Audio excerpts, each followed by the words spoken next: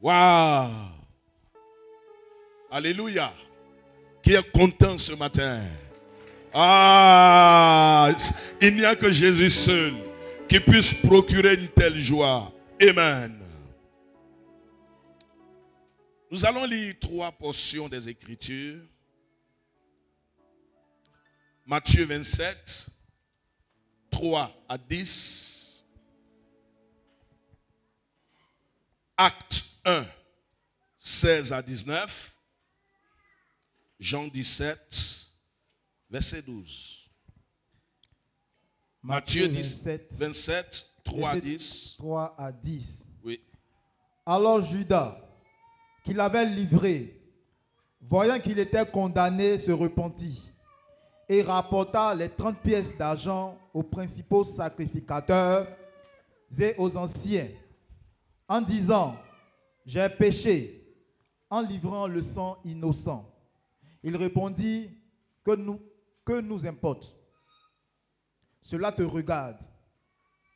Judas jeta les pièces d'argent dans le temple, se retira et alla se pendre.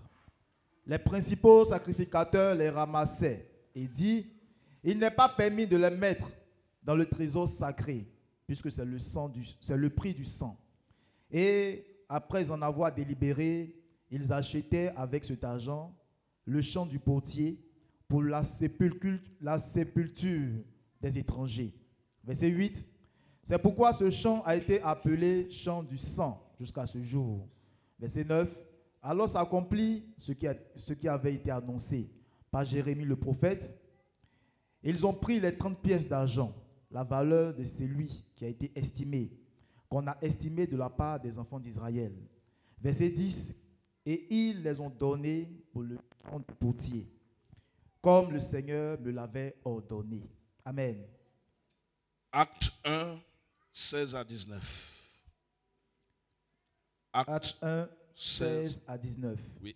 Hommes frères, il fallait que s'accomplisse ce que le Saint-Esprit, dans l'Écriture, a annoncé d'avance par la bouche de David au sujet de Judas, qui a été le guide de ceux qui ont saisi Jésus.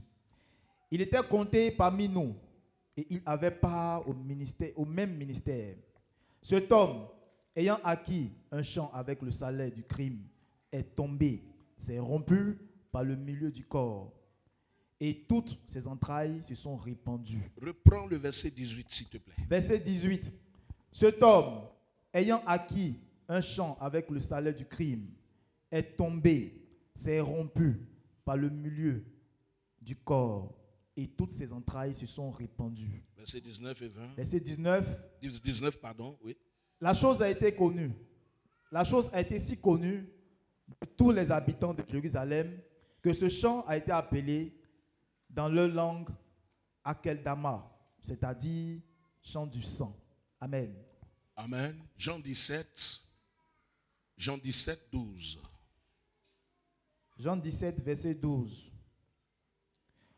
Lorsque j'étais avec eux dans le monde, je les gardais en ton nom. J'ai gardé ce que m'a été donné, et aucun d'eux ne s'est perdu, sinon le fils de perdition, afin que l'écriture fût accomplie. Amen. Amen. Il y a 3 semaines de cela, je pense bien, je vous ai fait une promesse de vous parler de Judas Iscario, n'est-ce pas? Qui se souvient? Ok. C'est la suite de notre séminaire intitulé Loyauté et déloyauté. Amen.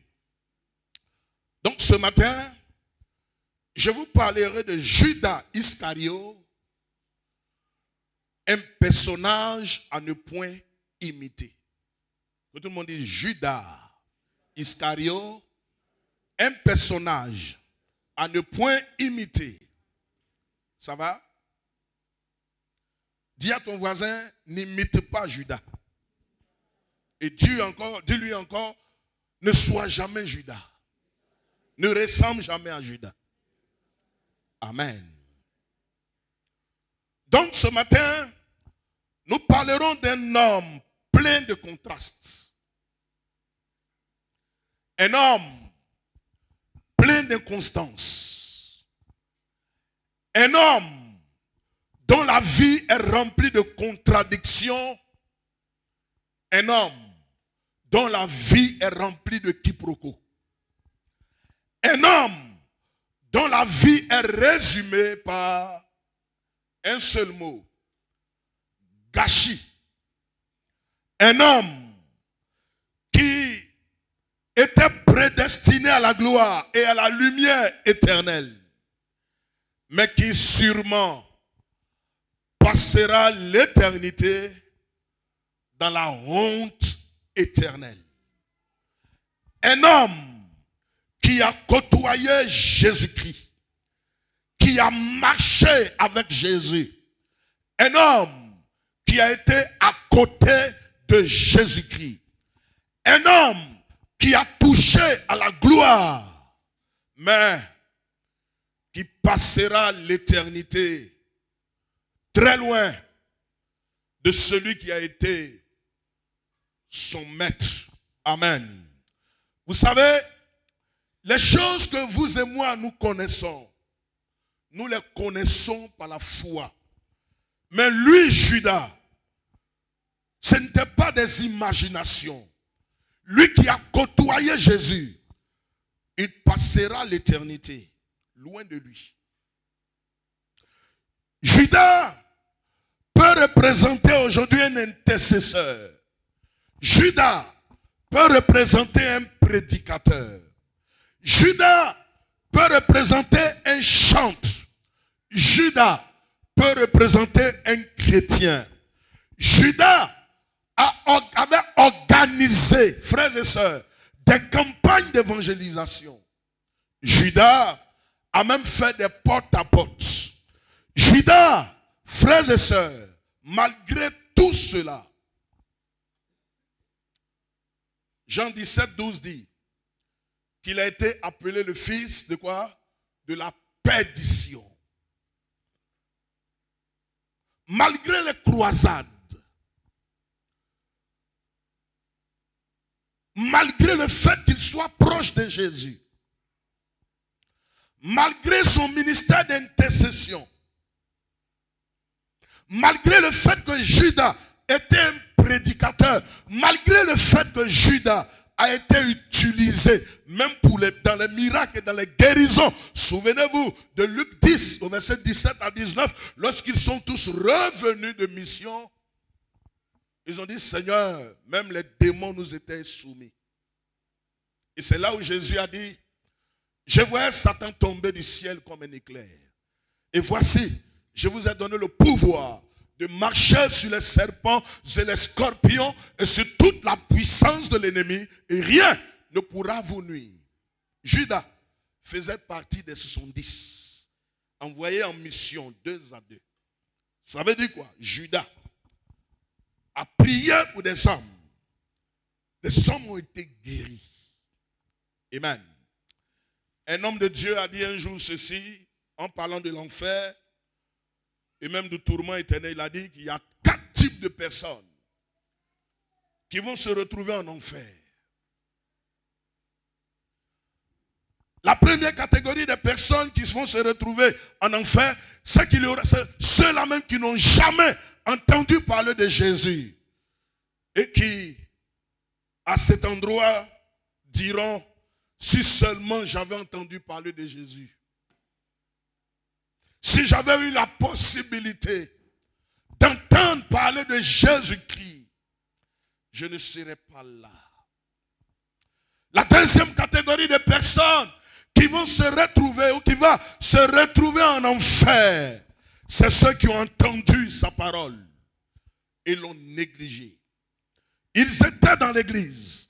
Pasteur Doudou parlait, il prêchait, mais ils disent: ah, laisse-nous en paix. Toujours lui, avec ses messages durs. Toujours lui, en train de nous parler d'une manière dure. Et en fin de compte, quitte l'église. Parce qu'elles aiment être dans les églises, on peut leur prêcher les bénédictions, les restaurations. À ces personnes, je suis venu vous dire une chose. 1 Corinthiens 14 dit, 19 dit, si c'est pour les biens de ce monde que nous sommes en Jésus, alors nous sommes les plus malheureux de tous les hommes. Alléluia. Si tu viens à l'église seulement pour les voyages, seulement pour les visas, seulement pour le mariage, seulement pour le travail, seulement pour la promotion, sans toucher les autres, tu es le plus malheureux. Parce que regarde les hommes riches. Ils ont tout, n'est-ce pas? Mais ils ont aussi besoin de Jésus-Christ. Je suis venu dire à quelqu'un, les biens matériels ou l'acquisition des biens matériels ne sont pas la garantie que tu es sauvé. Dis Amen. La troisième catégorie de personnes qui va se retrouver en enfer avec des regrets, ce sont les hommes et les femmes qui ont entendu sa parole, mais qui ne l'ont pas gardée de manière constante. C'est-à-dire, ceux qui mènent la vie chrétienne telle qu'ils veulent, en dehors de la parole. Il dit quoi, lui? Moi, j'aime mon gars. Tu as quel problème? Je l'aime en ces mots. Oh, pasteur, comment tu sais? C'est plus fort que nous.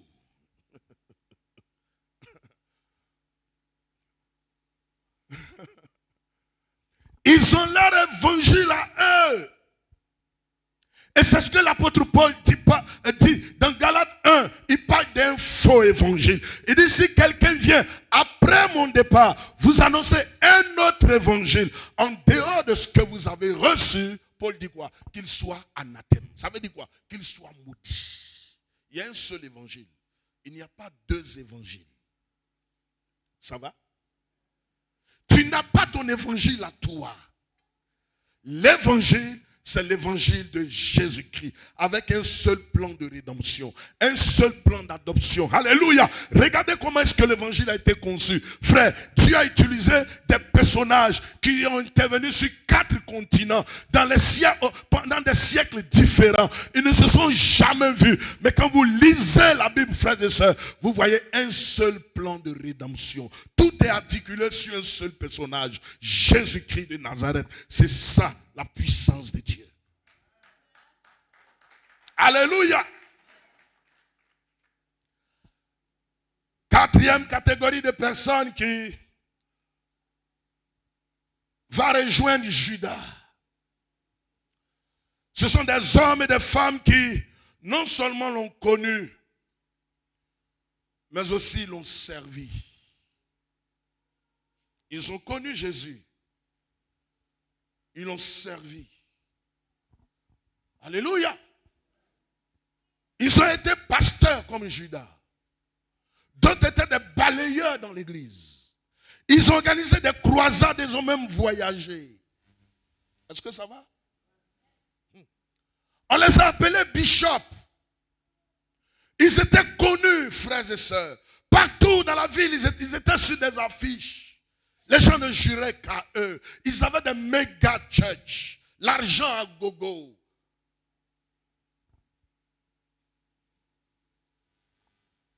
Mais souvenez-vous d'une chose. Matthieu 7 dit quoi? Et ça, c'est Jésus qui parle.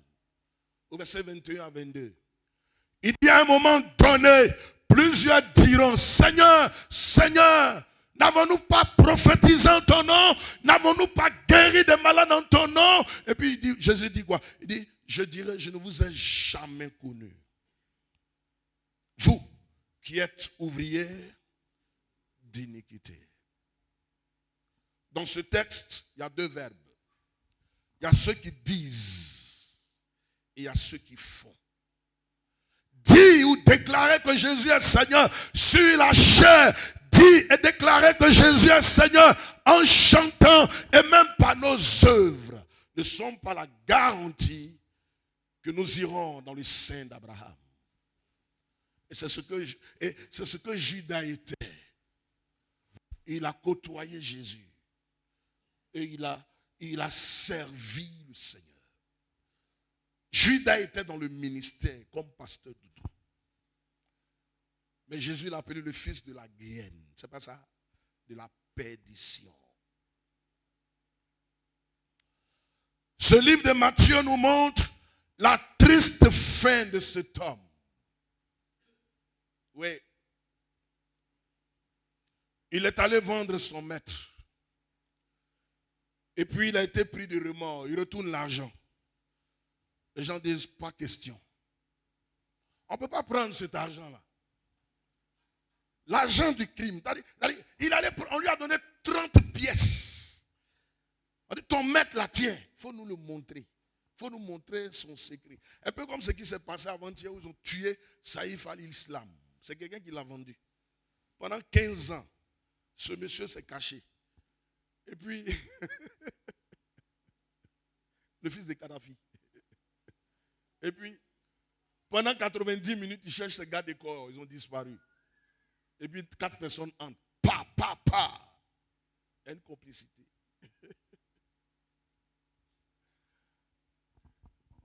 On lui donne 30 pièces d'argent pour vendre Jésus. Regardez, les gens qui peuvent vous détruire ne sont pas des personnes éloignées. C'est les personnes qui sont autour de vous. Ça va? La Bible dit l'ennemi de l'homme, c'est l'homme de sa propre maison. Même pour qu'un sorcier ait le pouvoir sur toi, il faille qu'il y ait une connexion avec un homme de ta propre maison. Est-ce que tu m'entends? Judas veut leur remettre les 30 pièces d'argent qu'il a pris pour vendre son maître. Il se rend compte qu'il a péché. Il se rend compte que le poids, il y a un poids sur lui. Il se rend compte qu'il a traité celui-là même qui était son bienfaiteur. Ah! Faire du bien à l'homme. Et puis voir cela comme ça fait mal. Alléluia. La Bible dit, les gens ont refusé cela. On dit cet argent, nous on prend ça pour faire quoi? Est-ce que vous voyez un peu? Ce sont eux qui lui ont donné 30 pièces d'argent. Et il a pris 30 pièces d'argent, il allait vendre son maître. Il dit non, ce que j'ai fait n'est pas bon. Il dit monsieur, c'est toi qui m'as donné les 30. Il dit pourquoi? Moi, il ne peut pas prendre l'argent là-dedans. Puis Judas a versé l'argent dans le temple. Ils ont dit aux enfants, ramassez cet argent. On ne peut pas mélanger cet argent-là avec l'argent de Dieu. Et vous savez ce qu'ils ont fait? Ils ont pris cet argent, ils sont allés acheter une parcelle appelée Akeldama. Ils ont appelé l'endroit Akeldama, l'endroit, le lieu du sang. Et c'est là où les étrangers qui avaient des problèmes étaient logés. Parce que les gens voulaient se débarrasser de cet argent. Alléluia. Et plus tard, Actes, le chapitre 1, nous parle du sort de cet homme appelé Judas Iscario. Regardez bien ce que le verset 18 nous dit. Il dit, cet homme ayant acquis un champ avec le salaire du crime est tombé, s'est rompu par le milieu du corps et toutes ses entrailles sont répandues. Vous lisez seulement comment Judas est mort. C'est pas ça? Mais les circonstances de sa mort là, c'est dans ce texte. On dit ses entrailles se sont répandues. C'est comme ça veut dire quoi? Judas est monté sur une falaise et puis dit je préfère mourir. Il s'est jeté. Regardez, son estomac est sorti. C'est ce que ça veut dire. Le gros intestin est sorti, ça s'est éparpillé. L'intestin grêle est sorti. Le foie est sorti. La rate est sortie. Est-ce que vous m'entendez? Lisez la Bible. Le côlon est sorti. C'est-à-dire tout ce qui était dans son abdomen, là, paf, ça s'est répandu par terre. C'est comme ça que les Judas meurent. Ils meurent mal. Ah, c'est maintenant que vous découvrez ce texte. C'est maintenant que vous découvrez ça. Oh, Judas a trahi Jésus, il est mort. On dit. Lis le verset 18. Acte 1, verset 18. Yeah. Cet homme, ayant acquis un champ avec le salaire du crime, est tombé, s'est rompu par le milieu du corps. Son corps a été coupé en deux. Et toutes ses entrailles se sont répandues. Par terre. Qui découvre ça pour la première fois? Lève la non. Ça va? Quand les gens sont venus le voir, dire, ah, il est gâté. Wow. Comment on va faire pour ramasser ses intestins? Son estomac, son foie, son cœur, sa bile, son appendice, son côlon. Il y a qu'on pense ça. Comment ça sent mauvais? Tiens, on ne l'a pas tué. Hein? C'est lui-même, en se tuant, qui a eu un sort méchant, défavorable. Aujourd'hui, on ne pourra pas acclamer Judas, n'est-ce pas? De Judas, notons 7 choses. 1. Il a physiquement côtoyé Jésus, son maître. Il a touché. Vous savez, il y a des choses que seul Judas et les autres apôtres peuvent se prévaloir, comme le maître. Eux, ils l'ont touché. Viens, Esso, viens. Regardez. Judas, il a touché Jésus. Est-ce que toi, tu as touché Jésus?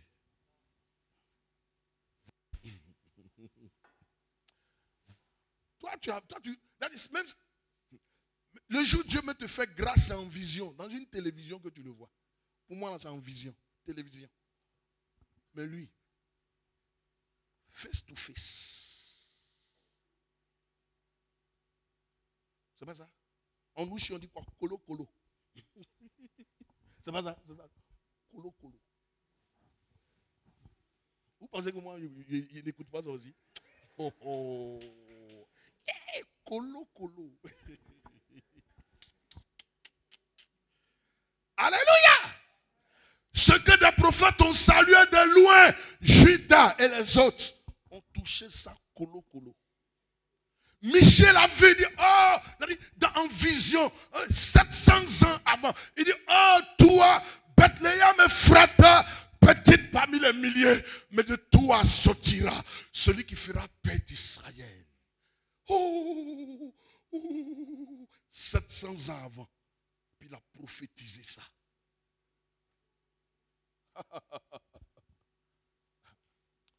3-4 000 ans avant, Dieu lui-même parle à Adam et à Ève. Il dit, la postérité de l'homme va écraser le serpent. Hein? Ce que les Michis ont désiré voir, ce que les Esaïe ont désiré voir, ce que les Habakkuk ont désiré voir, Malachi a désiré voir, cet homme, le toucher, le côtoyer, Judas, il avait en face de lui cet homme, colo.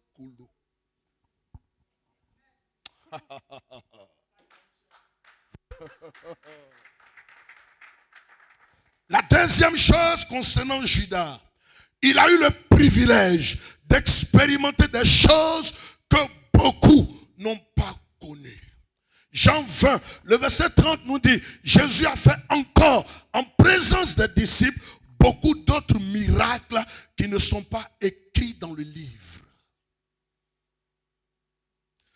Judas était aux noces de Cana et il a vu l'eau se transformer en vin.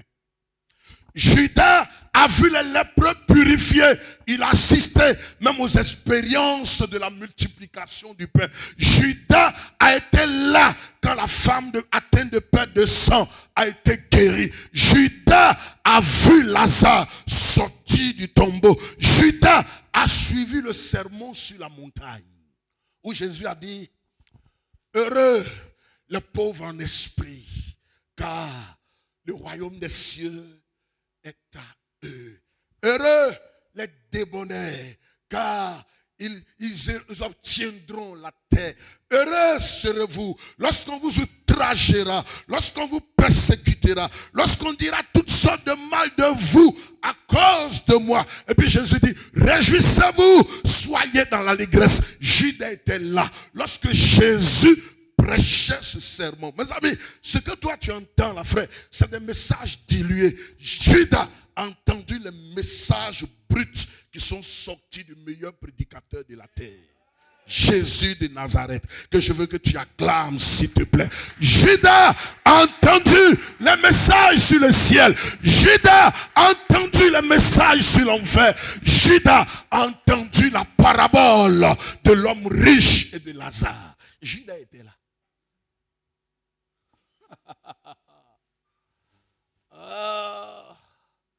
Judas a aussi mangé avec Jésus. Judas et les autres ont dormi avec Jésus.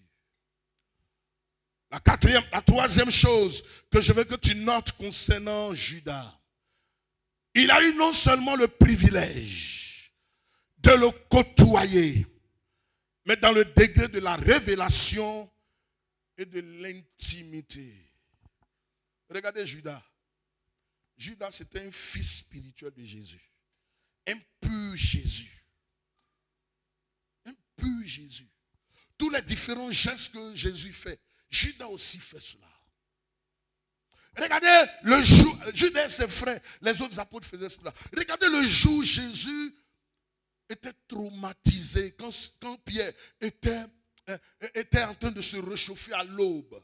Il y a une jeune fille qui est venue dire, toi, tu ressembles aux gens de Jésus. Comment elle a su cela? C'est grâce au Alléluia et Amen. Ça va ça? Le monde a dit, toi, tu ressembles aux gens de Jésus. Comment tu sais ça? Et puis Simon Pierre va faire ça, dire, moi je ne connais pas. Quand tu es un chrétien, tu as une particularité. Amen. Matthieu 4, 24 dit qu'il ne leur parlait point en parabole, mais il leur expliquait tout. Tout. Quand Jésus est en face de lui, la foule, il leur parle en parabole. Et quand ils finissent, Jésus dit, il appelle ses disciples, il dit, ce que je viens de vous dire là, voici ce que ça veut dire. Voilà. C'est un privilège, hein? Alléluia. Je dis Alléluia. Quatrième chose concernant Judas. Il a été choisi personnellement par Jésus.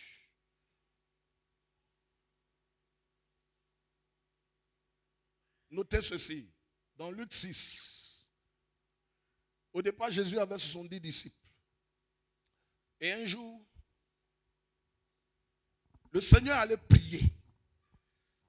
Sur la montagne, quand il est descendu, la Bible dit qu'il a choisi 12 disciples. Ça va? Vous savez pourquoi? Ils étaient 70. Normalement, 70 disciples, c'est beaucoup, n'est-ce pas? Et puis, il laisse 58. Il n'accepte que 12 personnes. Avant de toucher ce point. Ce jour-là, quand Jésus leur a dit certainement qu'aujourd'hui, c'est vrai que vous êtes 70, mais je vais marcher avec 12 personnes. Il sait qu'il y a des gens qui t'ont dit, est-ce que Jésus va me prendre aujourd'hui? Parmi les 70, il y en a qui tremblaient. Et puis il dit, Matthieu, tu vas me suivre. Jean, tu vas me suivre. Alléluia, ils ont dansé. Tadé, suis-moi. André, suis-moi. Barthélemy, suis-moi. Thomas, suis-moi. Les gens étaient là. Ça fait 11. Qui est le 12e? Seigneur, permet que ce soit moi. Et puis il dit, Judas. Que tout le monde dit, Judas. Encore, Judas. Jésus avait prié. Est-ce que vous lisez bien la Bible? N'est-ce pas? On dit qu'il a prié même toute la nuit. Puis il est venu. Regardez les 58, il dit. Jésus là, de toute façon je l'aime là. Il n'a pas voulu que je le suive aussi. Ils ont pleuré. Et puis on dit Judas Iscario, celui qui a trahi Jésus. Qui a choisi Judas? C'est qui? Jésus avait combien de disciples? 70, c'est pas ça? Il a renvoyé combien? 58. Et puis il a pris qui? Judas. Après avoir quoi? Prié toute la nuit. Ça veut dire quoi? C'est Dieu qui lui a dit de faire quoi? De choisir qui?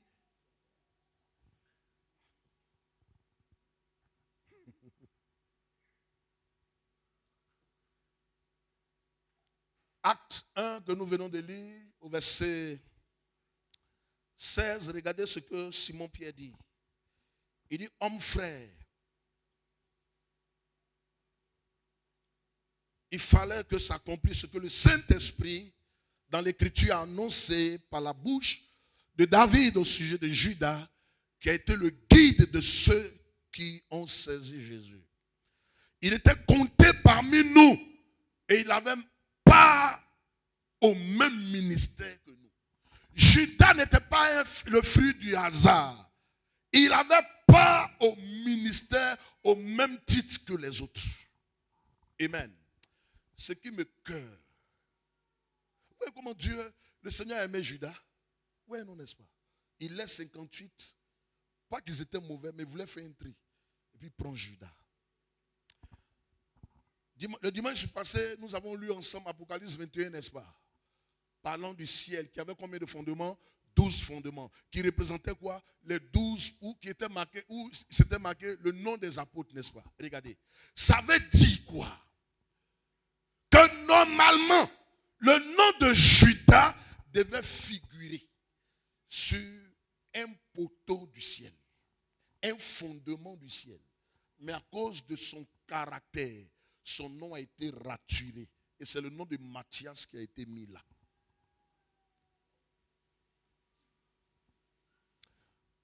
Apocalypse 21, verset 14. Lisez.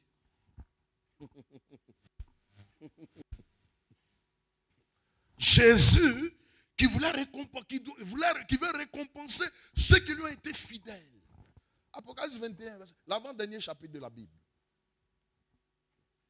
Oui, vas-y. Apocalypse 21, verset 14. La muraille de la ville était 12 fondements. La muraille de la ville, c'est le ciel qui appelait la ville, la nouvelle Jérusalem. Elle a 12 fondements. Vas-y.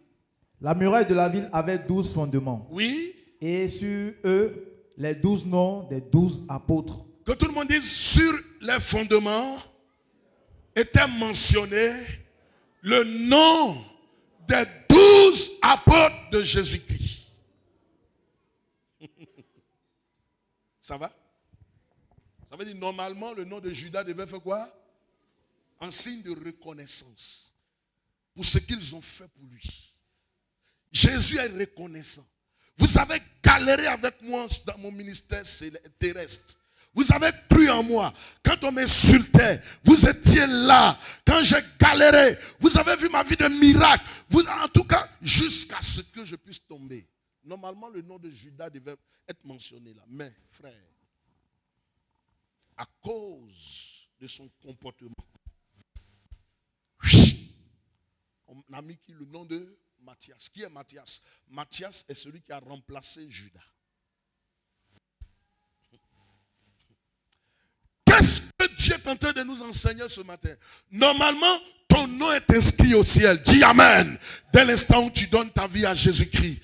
Mais par ta faute, ton nom peut être raturé et une autre personne peut avoir la place que tu occupes. C'est pourquoi Jésus dit dans les derniers temps, même des prostituées vont nous dévancer dans le royaume des cieux. Les gens qu'on considère aujourd'hui comme prostituées, qu'on ne considère pas, ces personnes, vers la fin de leur vie, elles peuvent donner leur vie à Jésus. Et toi qui as bien commencé et qui as mal terminé, cette personne peut te remplacer au ciel.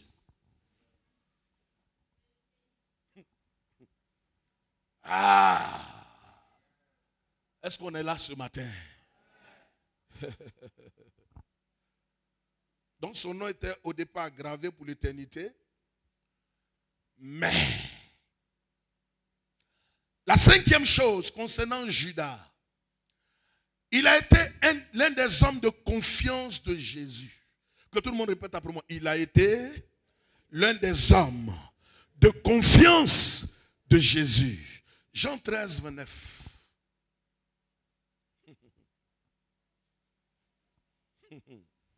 Jean 13, verset 29. Yeah. Car quelques-uns pensaient que, comme Judas avait la bourse, Yes. Jésus voulait lui dire, achète ce dont nous avons besoin pour la fête. Ou qu'il lui commandait de donner quelque chose aux pauvres. Merci. Regardez. Dans ce texte, il y a deux vérités. Un, c'est Judas qui avait la bourse. C'est pas ça. C'est pas ça. C'est lui qui gardait les offrandes de Jésus. Mais il ne se limite pas là. Hein.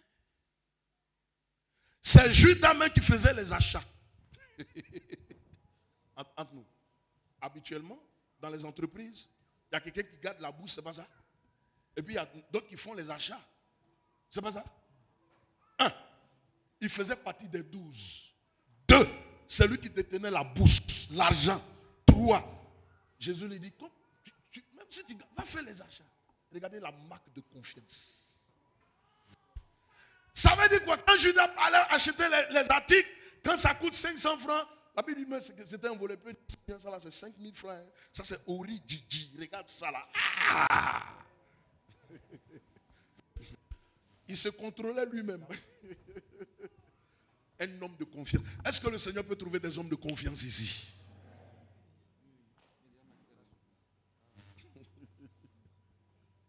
Habituellement, toi, tu gardes l'argent. Et puis moi, je suis le commissaire au compte. C'est moi qui te contrôle. C'est pas ça? Judas n'était pas seulement celui qui gardait la bourse, mais il était en même temps son propre commissaire au compte. Sixième chose concernant Judas. Judas avait bien commencé. Il était quelqu'un de bien au départ. Judas n'était pas perdu au départ. Est-ce que vous m'entendez? Il n'était pas bien, il n'était pas perdu au départ. Il avait bien commencé. Mais il a quoi? Il a mal fini. Il est devenu un traître. Le mot traître veut dire quoi? Celui qui trahit une personne. Deux, celui qui ne fait pas montre de constance et de fermeté dans son engagement. Troisième définition du mot traître, c'est celui qui manque de loyauté. Notez ceci. La chose la plus importante n'est pas la manière dont on commence, mais la manière dont on finit. Ça va?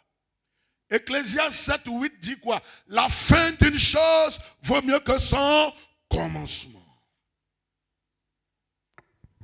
C'est pourquoi moi je n'aime pas juger les gens dans leur début. C'est la fin qui m'intéresse. Regardez, souvent il y a des gens quand ils n'ont rien à l'église là. Le vieux papa, hey. Quand Dieu commence à les bénir, son ventre commence à sortir un peu. Les joues commencent à avoir un peu de rondeur. Et puis quand il rit, il devient un joli garçon. Son teint devient propre. Les dimanches, on l'appelle, je suis en train de faire du sport. Pasteur, laisse-moi en paix. C'est pourquoi je ne crois pas aux gens quand ils sont dans la galère. Mais tout galéré est humble, c'est pas ça? Tout galéré aime attraper sur ton sac. Laisse que Dieu le bénisse. Tu vas voir.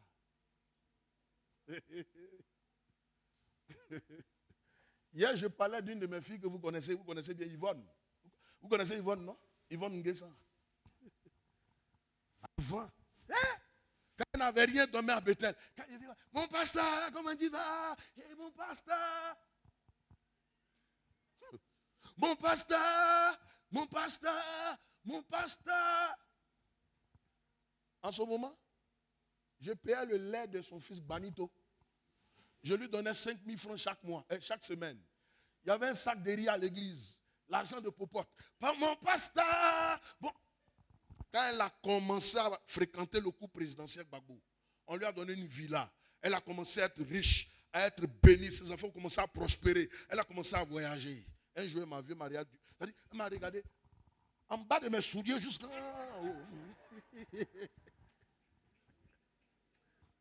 Je lui ai dit, toi, je lui ai dit, toi, tu vas voir caillou dans la rue. Tu vas penser que c'est l'argent, sinon ma parole.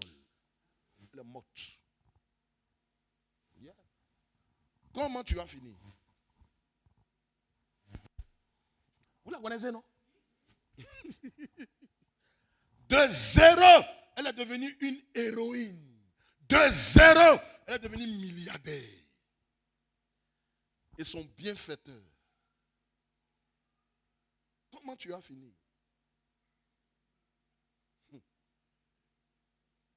Alléluia.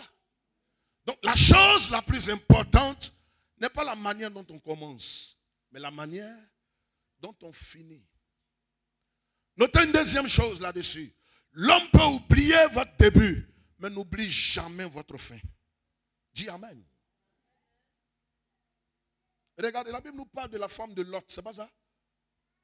La femme de Lot, elle a bien commencé, hein? Mais à la fin, elle est devenue quoi? Statue de sel. C'est pas ça? Ce qui intéresse l'homme, c'est ta fin. Ce n'est pas ton début. Comment tu vas finir? Alléluia!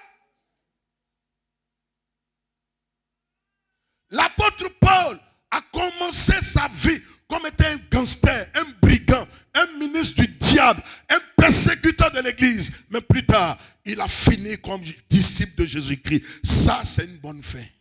Amen. Marie de Magdala a commencé comme une prostituée, frère. À la fin, frères et sœurs, elle a fini comme disciple de Jésus-Christ. Regardez Onésime, un voleur que l'apôtre Paul a rencontré en prison. Onésime, bien-aimé, a donné sa vie à Jésus. Il est devenu un bon serviteur de Jésus-Christ.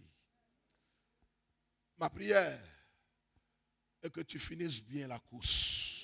Dis Amen. Regardez aujourd'hui les chaises qui sont vides là. Avant c'était rempli, hein. C'était rempli. Si on voulait compter les gens qui ont fréquenté l'église, qui appartenaient à cette église, peut-être qu'on avait fait 3 cuites ou 4 cuites. Ils ont bien commencé, c'est pas ça?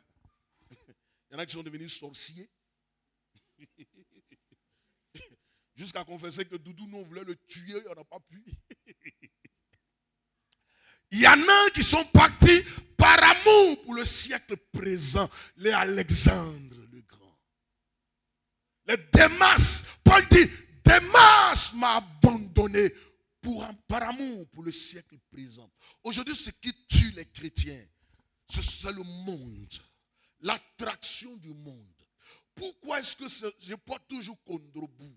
Je veux que mon pain soit estampillé hollandais. Et pour cela, tu es prêt à vendre ton corps. Fais attention, s'il te plaît. La Bible dit que c'est-il un homme de gagner le monde s'il perd son âme? Tu peux gagner tous les procès de la terre en payant les gens et puis te retrouver un jour en enfer. Alléluia! Parce qu'il n'y a qu'un seul vrai juge, l'Éternel.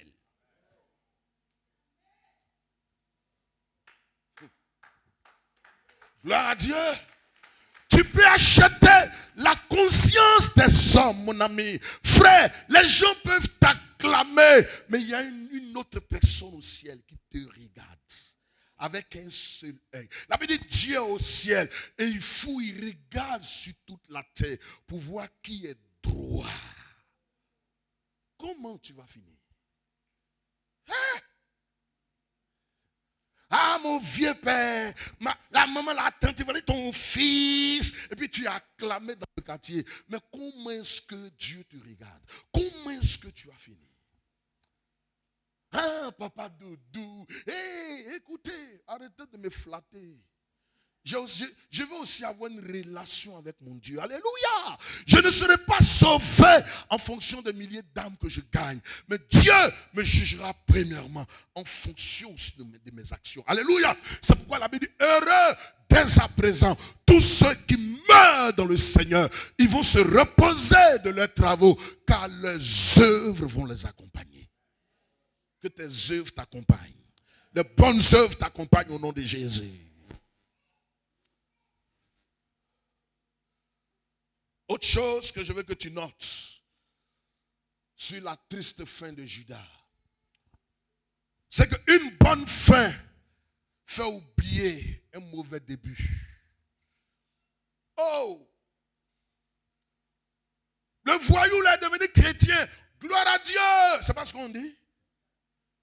Regardez, quand j'ai donné ma vie à Jésus-Christ, j'ai commencé à servir Dieu.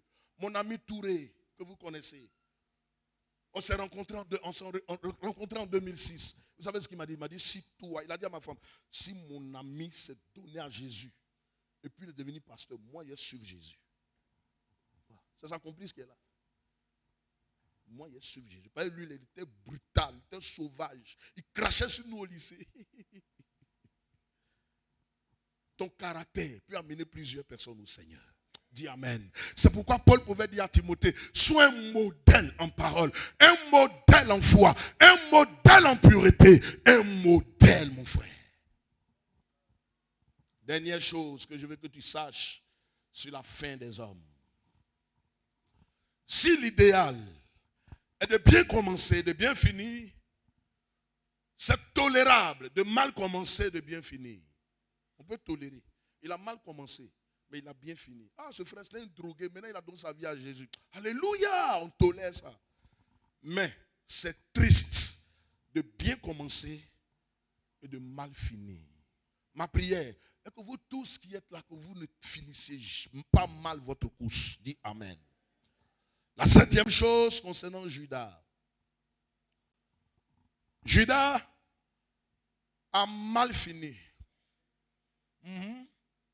Il a eu non seulement une fin triste sur le plan physique. Je vous ai expliqué comment est-ce qu'il est mort. Tous ses intestins, son estomac, tout est sorti. Voilà. Même un homme, même qu'on ne ventre même, c'est pas comme ça. Au moins, ça sort un peu pour lui, à tout est sorti dans la rue. Et puis la Bible dit, dans le texte qu'on dit, la chose a été connue de toute la vie. Tout le monde en parlait, dit, hey, vous n'avez pas appris ce qui s'est passé. On dit quoi? Quand on est passé là-bas, regardez, le corps de Judas, les mouches, son intestin,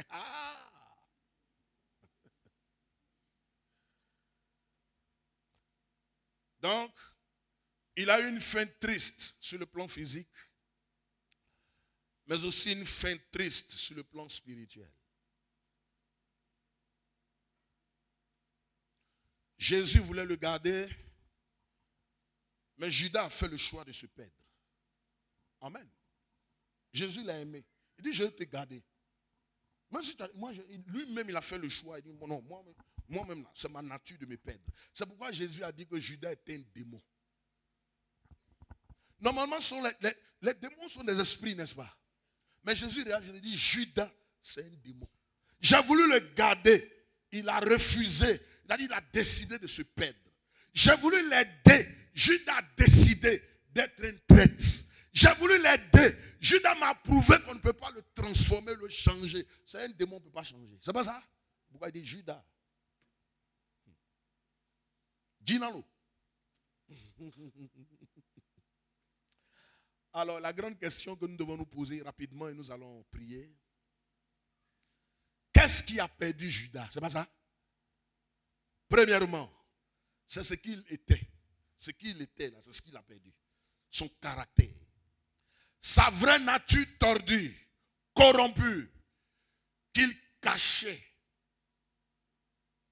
Il marchait avec Jésus, mais il cachait sa vie. Il marchait avec Jésus, mais il cachait sa nature. Il était hypocrite. Un hypocrite, c'est un acteur. Il a un petit ventre, mais dans le film, il met un chiffon et puis il a un gros ventre. C'est ça.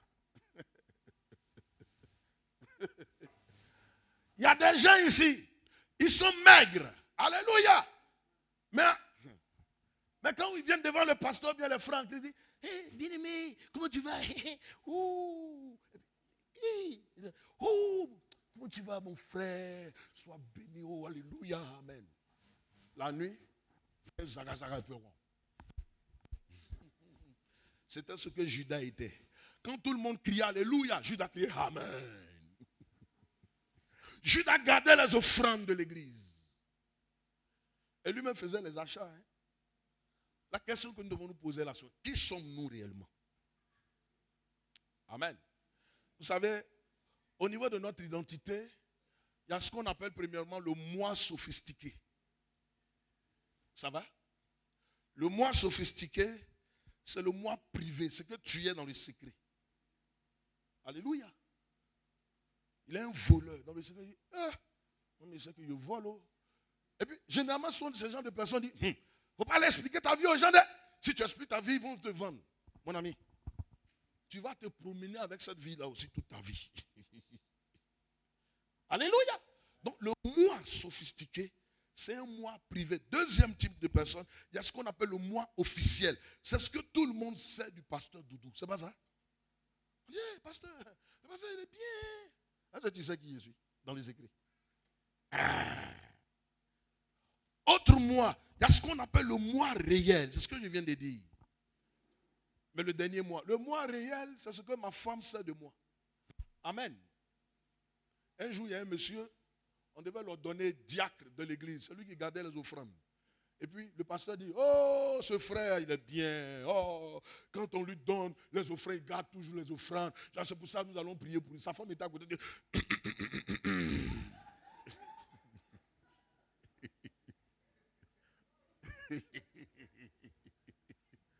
Donc, le jour où je parle pour dire, oh, moi je vis dans la sainteté, dans la sanctification. Si la dame là, elle va dire, faites attention à ma personne.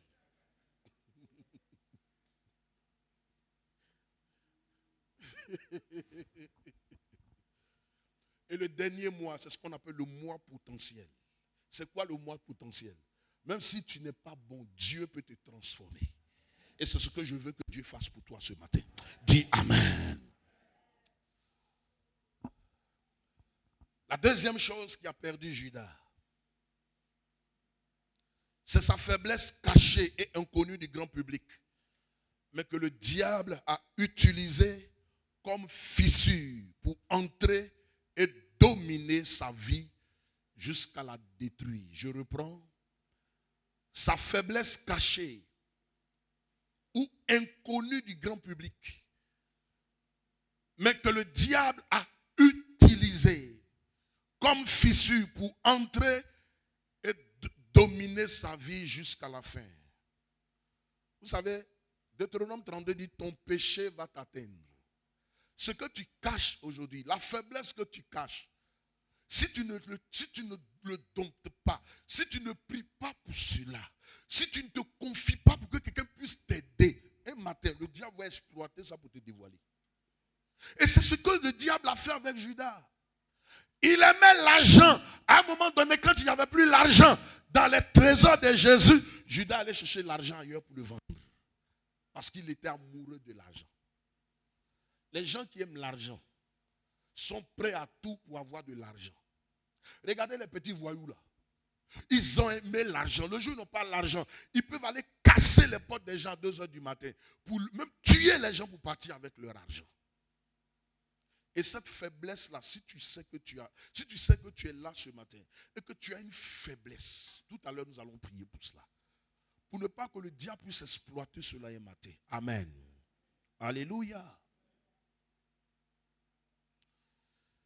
Judas pouvait dire, au lieu de se confier à Jésus, il pouvait dire, Jésus là, c'est lui qui a eu la révélation sur la femme samaritaine. Non, il a dit que la femme là, elle avait 5 maris.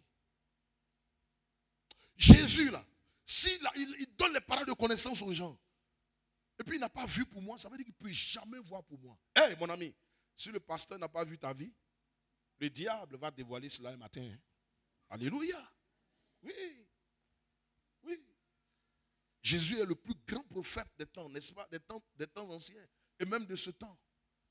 Mais Judas va dire, Dieu ne peut pas lui montrer ça. Aïe, comment ça? Je suis l'œuvre de Dieu que j'ai fait là. Aïe, comment? Et puis un matin, boum. La troisième raison qui a perdu Judas. Judas avait commencé à faire certaines choses.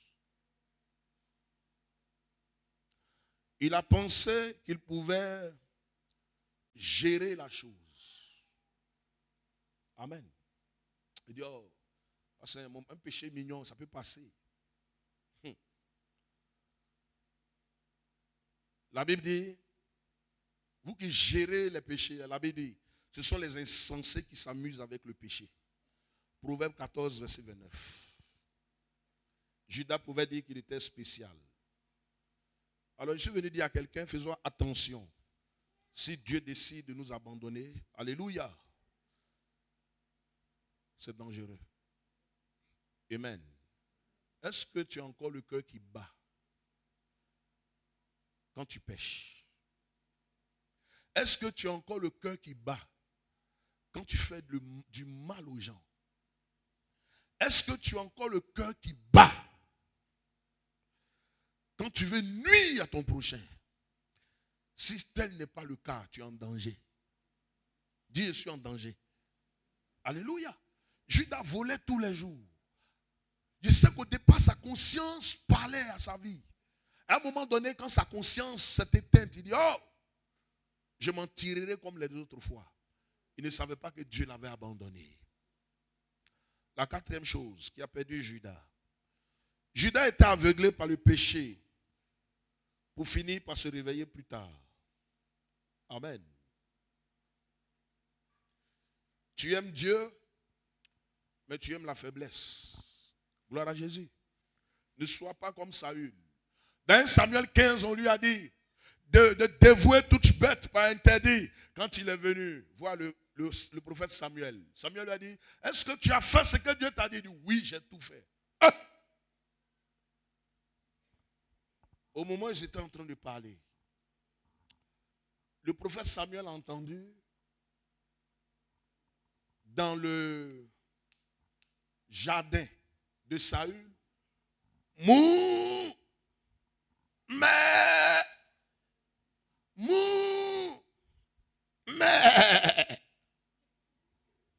Samuel dit, attends, Saül, habituellement quand je viens ici, je n'entends pas mais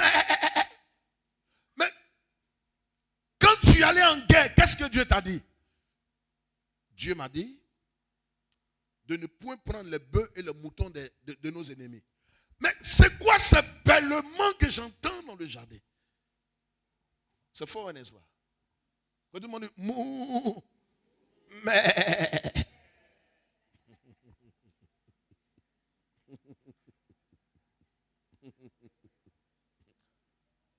il y a des chrétiens aujourd'hui, quand l'ancien se met là pour dire nous allons confesser nos péchés, il a volé un mouton hier, n'est-ce pas? N'est-ce pas? Et puis il vient dire, oh Seigneur, je te demande pardon car j'ai volé la corde. Mais, et un jour, quelqu'un faisait ça, puis le Saint-Esprit lui a dit, mais c'est qu'est-ce qui était au bout de la corde là? C'est pas un mouton? Quand on dit, mouh, mais tu confesses au pasteur le petit péché. Mais les mouh et les mais, tu les caches. Et c'est ce qui peut te clouer demain. Dis Amen. Lève la main et dis Seigneur, aide-moi. Aide-moi. Judas était à côté du Seigneur chaque matin. Quand le Seigneur dit on va prier pour confesser les péchés, Judas il a dit, oh Seigneur, tu sais que moi je n'arrive pas à prier. Hier j'ai trop mangé sur loup. Mais le vol là, mou mais là, ça l'a rattrapé.